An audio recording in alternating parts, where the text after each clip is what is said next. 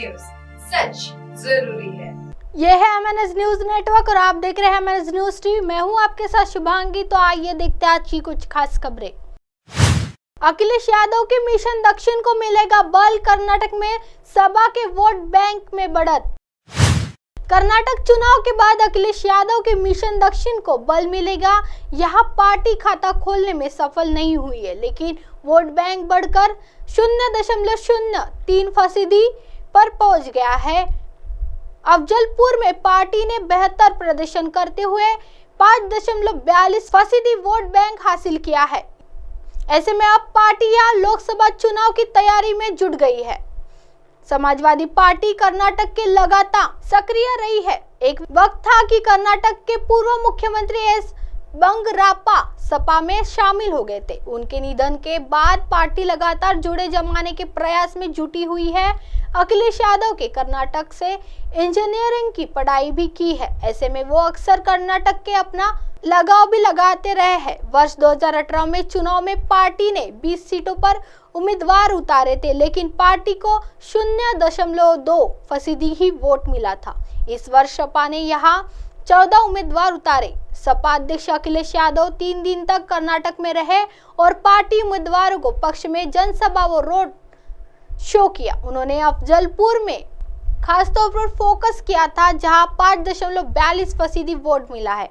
Party का दावा है कि अन्य सीटों पर भी वोट बैंक प्रतिशत मामले में बढ़ोतरी हुई है। सपा अध्यक्ष अखिलेश यादव लगातार दक्षिण के राज्यों में सक्रिय है।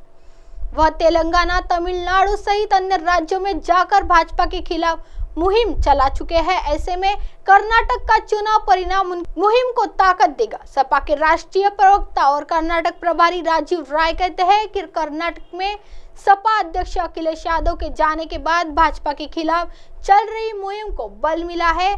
सपा उम्मीदवारों को भले ही नहीं जानते, लेकिन विपक्षी एकजुटता को ताकत मिले। यहाँ भाजपा व कांग्रेस के बीच सीधी लड़ाई कराने में सपा की अहम भूमिका रही है। अब कर्नाटक से लोकसभा चुनाव की तैयारी शुरू होगी। आइए बढ़ते अगली खबर की तरफ। बिना हेलमेट पहने वाहन चालकों के काटे गए चालान, पुलिस ने वसूला लाखों रुपए का जुर्माना। राजस्थान में हो रही दुर्घटनाओं को गंभीरता से लेते हुए पुलिस महानिर्देशक की ओर से जारी किए गए निर्देश पर शनिवार को बिना हेलमेट पहने 2 पहिया वाहन चालकों के लिए एक विशेष अभियान चलाया गया। करौली में यातायात पुलिस और सभी थानों की पुलिस ने बिना हेलमेट पहने 2 पहिया वाहन चालकों को चालान बनाए।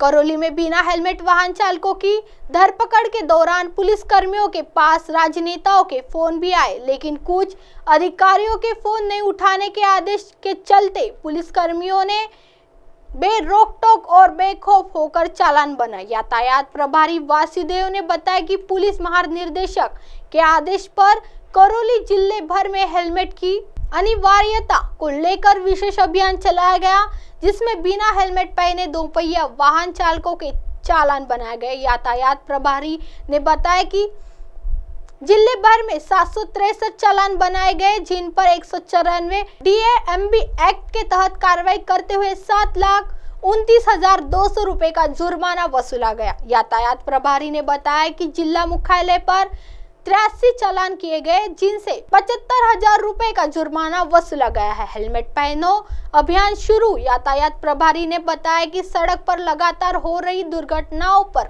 लगाम लगाने के लिए उद्देश्य से हेलमेट पहनने अभियान शुरू किया है।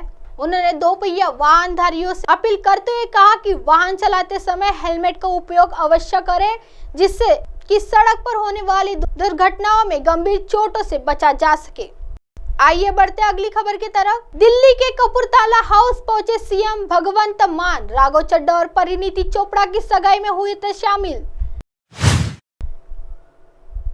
आम आदमी पार्टी के राज्यसभा सांसद राघव चड्ढा फिल्म अभिनेत्री परिणीता चोपड़ा से सगाई की। इस अवसर पर पंजाब के मुख्यमंत्री और आम नेता भगवंत मान अपनी पत्नी के साथ नई दिल्ली के कपूरथला हाउस पहुंचे थे। कई राजनेता पहले ही पहुंच चुके थे। आम आदमी पार्टी के दिग्गज नेताओं का पहुंचना जारी था। बता दें कि दिल्ली के कपूरथला हाउस में परिणीता चोपड़ा और राघव चड्ढा की सगाई सेरेमनी का आयोजन किया गया था। परिणीति चोपड़ा और राघव चड्ढा की सगाई का कार्यक्रम शाम 5 बजे से शुरू हो गया था। सगाई समारोह की शुरुआत सुखम साहेब पाठ से हुई। इसके बाद अरदास का आयोजन किया गया। परिणीति चोपड़ा की बहन प्रियंका चोपड़ा अपने भाई सिद्धार्थ चोपड़ा के साथ सगाई वेन्यू पर पहुंच चुकी थी। पहले ही कई दिनों से राघव और परिणीति की खबरें सुर्खियों में बनी हुई थी। इस सगाई समारोह में लगभग 150 मेहमानों को निमंत्रण भेजा गया था। इस सगाई से पहले राघव की खुशियां दोगुनी हो गई थी। जालंधर से आप नेता सुशील रिंकू भारी मतों से लोकसभा उपचुनाव में जीत दर्ज की है। सुशील रिंकू की जीत के बाद राघव चड्ढा ने सगाई की। बता दें कि जालंधर उपचुनाव में आम आदमी पार्टी के नेता सुशील रिंकू 58,000 मतों से विजयी हुई है।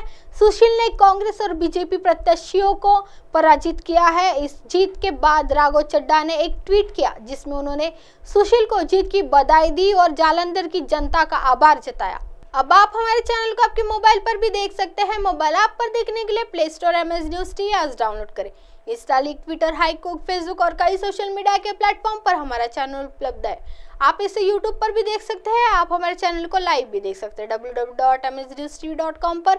फिलहाल वक्त तो चला दर्शकों ब्रेक का। ब्रेक से लौटने के बाद देखिएगा देश और दुनिया की तमाम खबरें। बनी रही है MS News TV पर। नमस्कार।